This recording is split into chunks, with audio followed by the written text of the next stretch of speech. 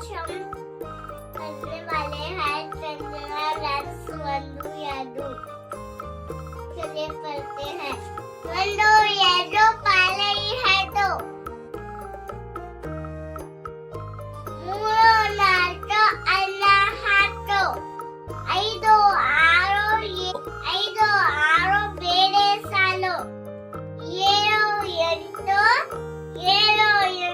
ಪಲ್ಯದ ಗಂಟು, ಹತ್ತು ಎಲೆ ಮುದಿರತ್ತು,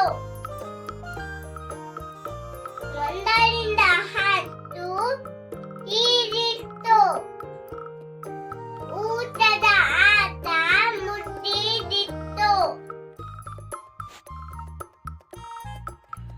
चलिए फ्रेंड्स, आज और एक बार पढ़ते हैं।